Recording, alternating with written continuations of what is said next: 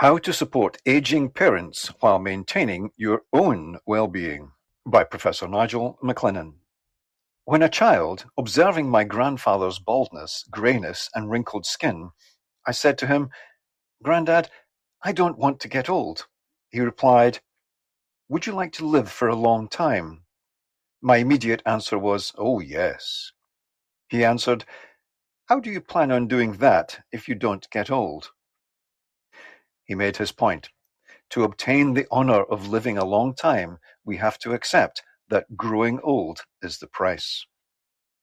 If we are fortunate to live long enough to become old, we will face the inevitable decline in our physical and cognitive abilities. While witnessing that decline in people we love, in our parents, can be emotionally challenging, it helps if we understand the changes they face and learn how best to support them. Physical changes. Reduced mobility.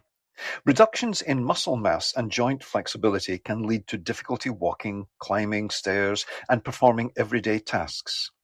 For those who exercise safely and regularly, the rate of deterioration is slower. Diminishing sensory acuity. Most people experience their first major reduction in vision during the mid-40s with the onset of presbyopia, the gradual loss of the ability of the eyes to focus on near objects.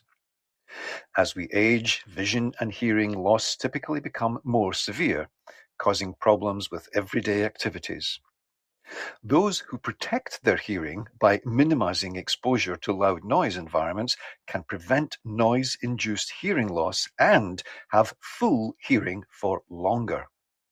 The same applies to their eyes. The more a person protects their vision and avoids risks such as exposure to ultraviolet light, the longer they can keep their vision.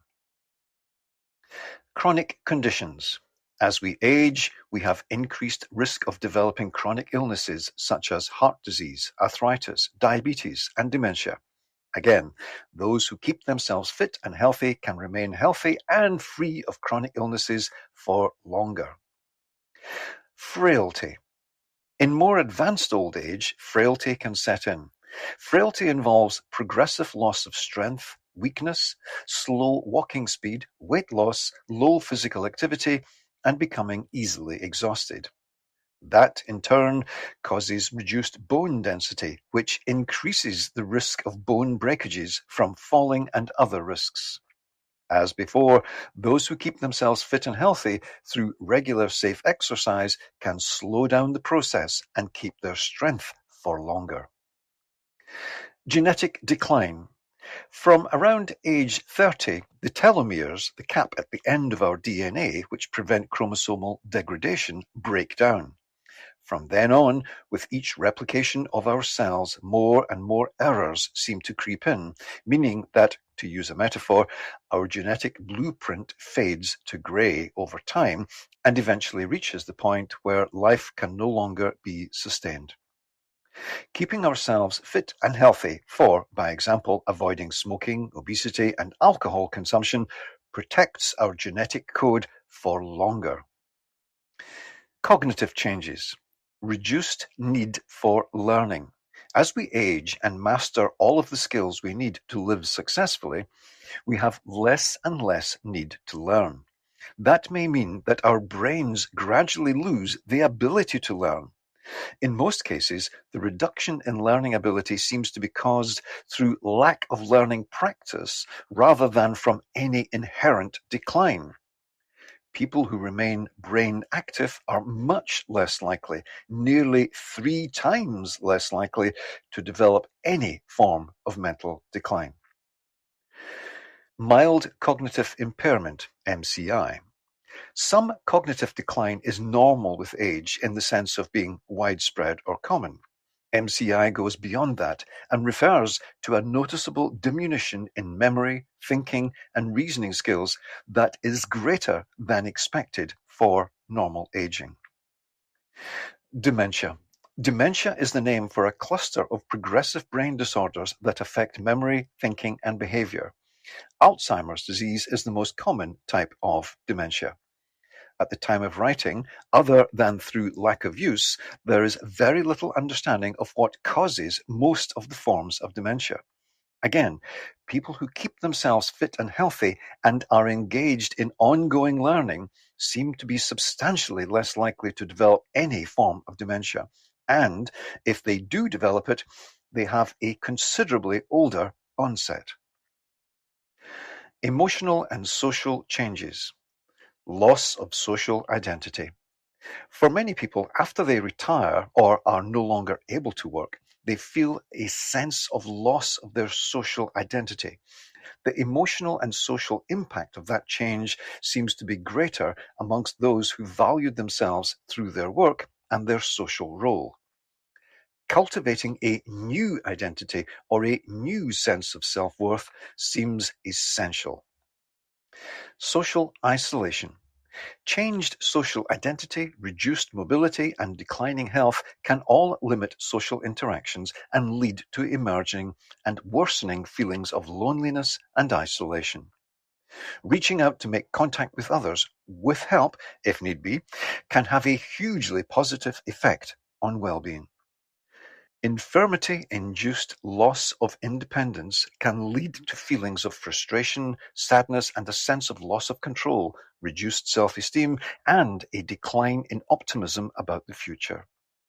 Ensuring that people who become partially or wholly dependent on others are as empowered as possible to make decisions can minimize the mental health impact of the physical loss of control that they experience. Grief and loss are inevitabilities of life. Seeing one's friends grow old, ill, and die is a big emotional challenge, however inevitable it may be.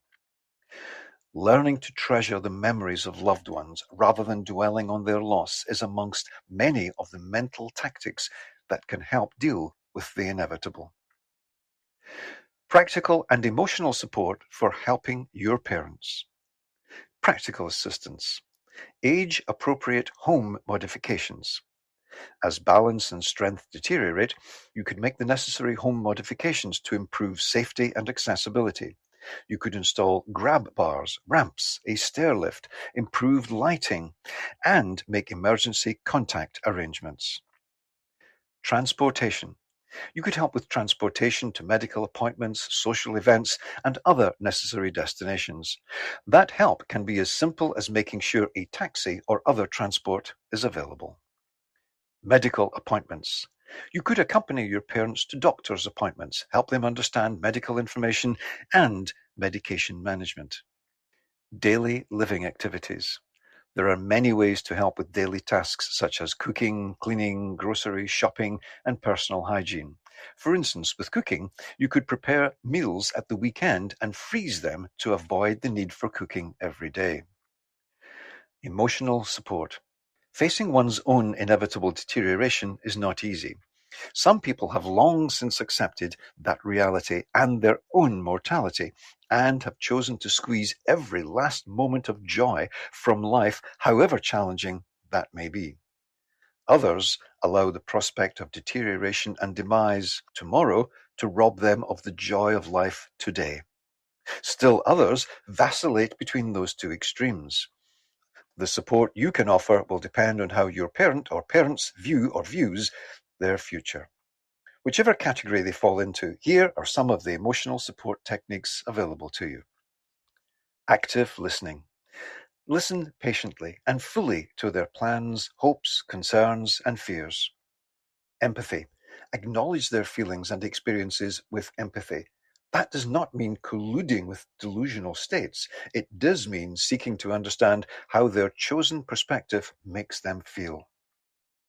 Encourage social interaction. Here, you could help by enabling visits to or from friends and family, joining social groups, or using technology to stay connected. Encourage a positive outlook and focus on the joys of life, even in the face of increasingly difficult challenges. The impact on you as a carer.